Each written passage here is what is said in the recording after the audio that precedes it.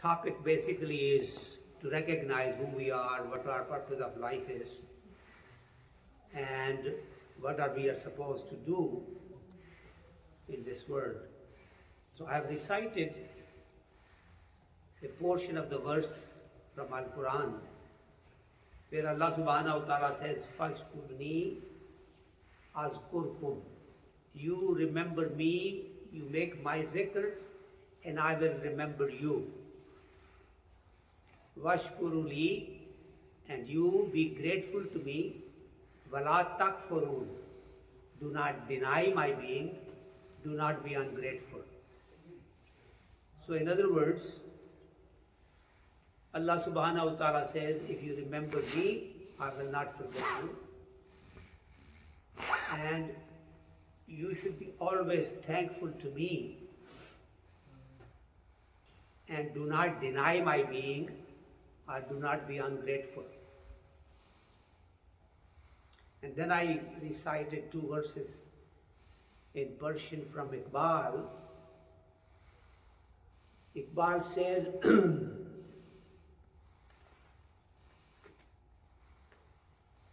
Kam khoro kam khabo kam guftar bash. He says, eat less, sleep less, do not sleep too much, do not eat too much, and kam guftar bash, and do not talk too much unnecessarily. Girde khud, around yourself, gardenda, keep circling around, keep watching yourself from outside. Chu parkar bash, just like that geometric little instrument that we have, we put a pencil and there is a point on it and you go around, make a circle. That's called parkar. So he says, just like that, circle around yourself so that you can see yourself. The next verse is Munker haq nizd mullah kafir ast. A person who denies the being of Allah subhanahu wa ta'ala, a religious leader would call him a non-believer. A person who denies Allah subhanahu wa ta'ala, a mullah or a religious leader would call him kafir or a non-believer. But Iqbal says, Munkar khud nizd man kafirter ast. The one who denies himself, who does not recognize himself, Munkar khud, a person who doesn't believe in himself. He says, nizd man, near me, according to me, kafirter, worse than a believer. Kafir and kafirtar mean the next layer of being an unbeliever. He is really an unbeliever, so far as I am concerned. So, it's so important by Iqbal's verses that you have to really believe in yourself, know who you are, live up to your potential, and recognize that you are someone, there is a purpose for your being. So here, if you put these two things together, the little verse that I recited from Al-Quran and what this scholar or this poet is saying about what we should be doing, it will be fairly simple message, and that message is that we are here in this world for a purpose. We should recognize that purpose, try to live that purpose, try to be as true to that, and the actual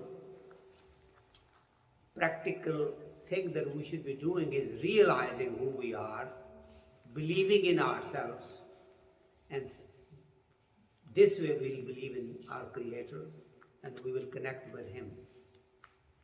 Now, so far as that connection part is concerned, that's fairly easy. Allah subhanahu wa ta'ala never says anything that He does not mean that we should not believe. When Allah subhanahu wa ta'ala Himself says, you remember me and I will remember you, how difficult is it to remember Him? You just say Subhanallah, Allahu Akbar, and you are glorifying Him and you're remembering Him. If you do that, He will do the same for you. He will remember you. Connection is made. Now, how sincere you are how well you will nurture that connection, how you actually mean that, and how do you live by that message, that is the purpose of life. If you realize that Allah subhanahu wa ta'ala has done so much favors for you, not only your being, your health, your family, your friends, all the things that He has given you in life. Look at your physical body, what He has given you, the capacity, the abilities that you have. It's unbelievable, and you can explore this all your life and never really fully comprehend how beautiful your physical being is. I'm reminded of a story that I read this morning. Or was it late last night? I don't recall. But anyway, fairly recently, in the last 24 hours, there is a 70-year-old man that gets a heart surgery. A 70-year-old man got a heart operation, and he was recovering and now ready to come home. Let me repeat so that people just get onto this message. A 70-year-old man is in a hospital, gets surgery done, and he's recovering from heart surgery. And now the final day, the doctor or whosoever was taking care of him brings him a bill for the total hospital stay. Let's say it's $8,000. So he gives this 70-year-old man a bill for $8,000 in his hand. The old man starts to cry. He becomes tearful. The doctor thinks it's because the bill is too high for him to pay. That's why he's crying. So he says, okay, I'll make the bill smaller, less for you, and give you more time to pay if you have difficulty paying.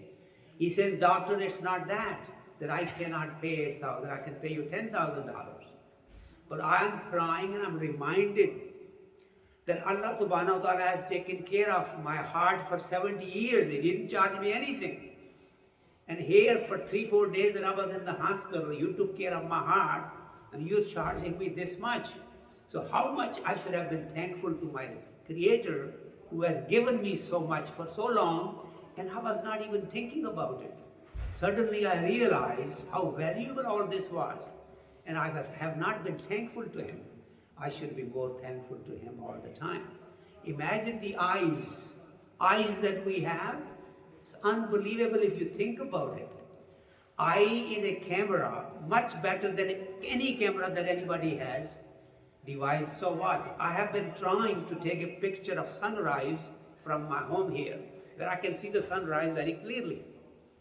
But the camera I have cannot face the sun as it is coming up. I pushed the camera on the side and I look with my eyes and I can see everything, the way it's shining on the water and the way everything is there. I put the camera tries to do that, camera cannot. Eyes are making the picture of this scene that you have right here. They are taking it in color. They are putting it in your memory already. And whenever you think about this particular time or this particular day, it will bring that picture back to you just like that, without you having to press any button. That's your eye. Look back, think of your home, think of your parents, think of anybody you met anywhere. Think of it and it brings to you right there. That's your eye. And so much it can do. It can remember things. It can even record whatever you have. And you will remember what somebody said to you at a particular time. All of that is done by one little thing. Your kidneys that you have are constantly running so many laboratories, so many tests they are running. How much sodium you have, how much potassium you have in your blood. Anything that you ate extra, when the thing goes more than it should be in your blood, it's taken out through the urine. So much we have in our physical being that we should be thankful for. So Allah subhanahu wa ta'ala is the one that has created us, and He has made us into the best of creation. We should be thankful to Him all the time, connect to Him. But the message for today is to realize who you are, connect to your Creator, and get as much out of your life as you possibly can. May Allah subhanahu wa ta'ala give us the wisdom and the understanding to know who we are, what our purpose of life is, and how we should be able to help Allah subhanahu wa ta'ala's creation. Jazakumullah.